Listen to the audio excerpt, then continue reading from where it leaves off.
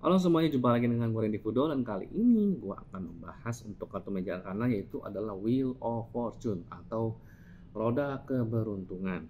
Ini kalau plastik palet seperti ini. Tapi gini, kalau Wheel of Fortune ini mungkin agak sedikit kompleks ya simbolnya, jadi ya bear with me.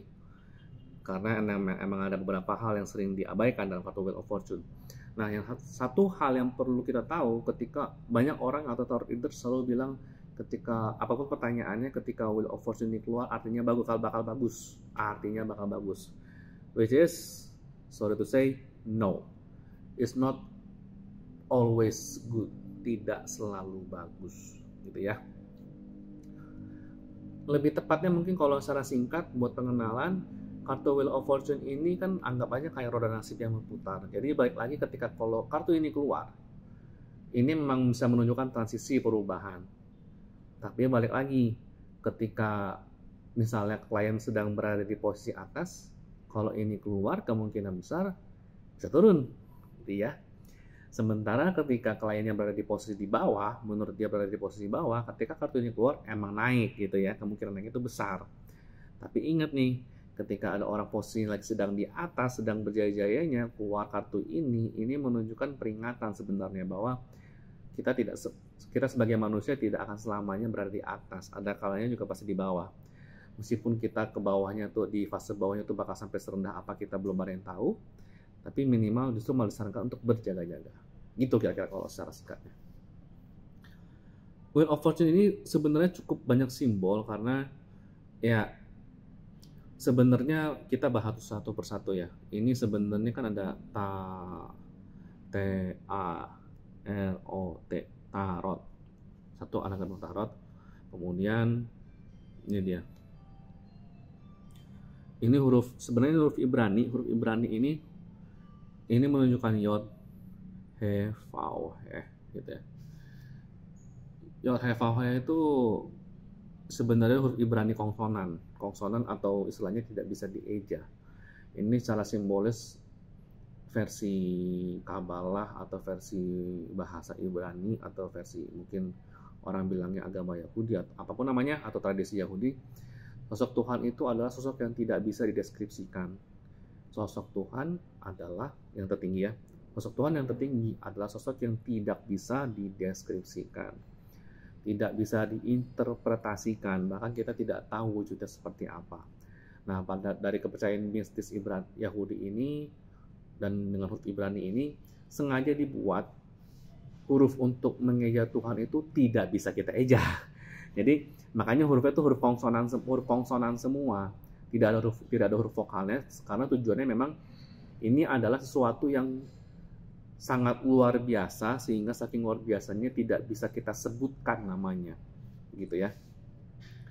Cuma memang seiring dengan perjalanan waktu, Yod, He, Vav, He ini mulai ada orang yang mencoba membacanya, jadinya sih ada yang bilang Yehova, ada yang bilang Yahweh, ada yang tetap bilang ya kayak tadi Yod, He, Vav, He, ya pokoknya Yehova, Yahweh, YHVH, macam-macam lah. Intinya balik lagi ini menunjukkan titik di mana seseorang titik sosok Tuhan itu yang tidak bisa kita eja. Itu yang pertama. Yang kedua, ini ada 4 wujud makhluk di 4 sudut. Ini sebenarnya ini bisa bermakna 2 macam, yaitu adalah 4 kebijaksanaan manusia, 4 kebijaksanaan utama manusia. Itu bisa googling deh, four virtues of man, 4 kebijaksanaan dalam manusia dalam menyingkapi hidup gitu ya. Itu bisa googling artinya apa aja. Tapi arti keduanya ini sebenarnya adalah ini mensimbolkan 4 penulis Injil Perjanjian Baru.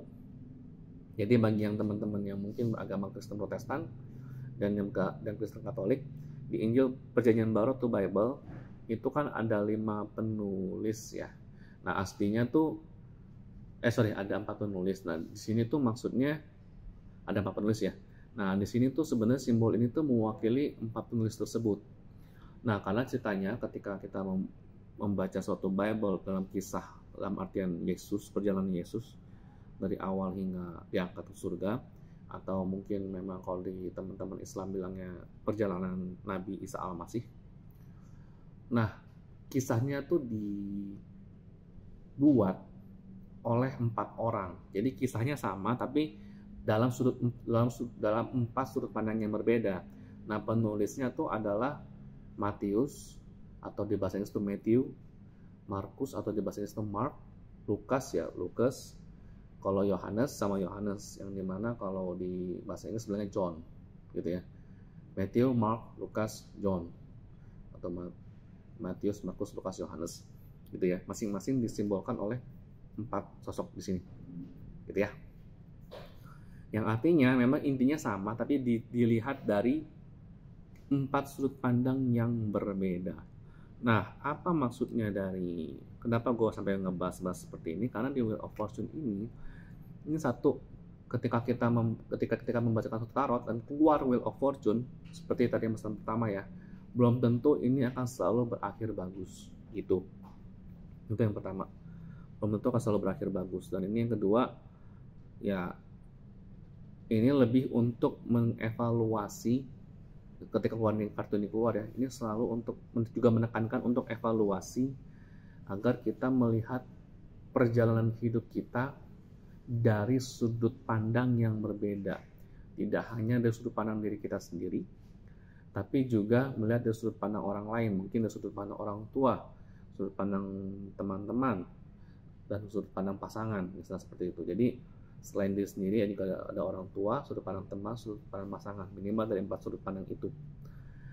Nah, ketika kita bisa mengetahui atau bisa mengevaluasi perjalanan hidup kita dari 4 sudut pandang yang berbeda, otomatis kita bisa memperoleh semacam kebijaksanaan atau pengertian kenapa hidup kita seperti itu gitu ya.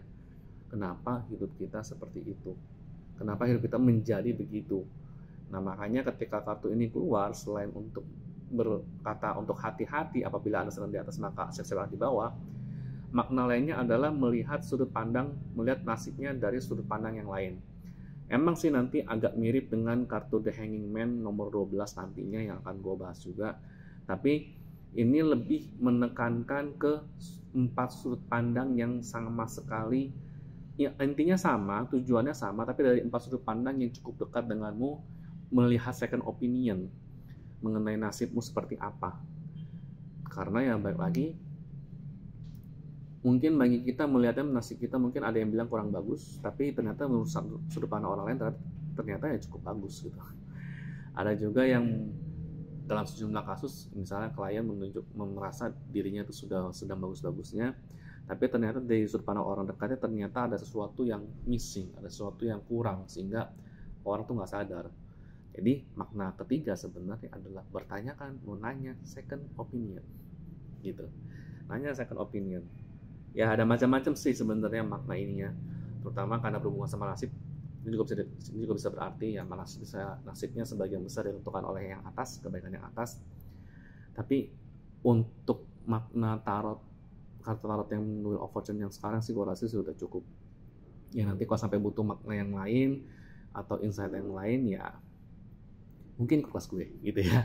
Oke, sekarang untuk Wheel of Fortune sekian dulu. Sekian buat interpretasinya. Gue Renny Hudo. Untuk like, comment, share, dan subscribe. Thank you.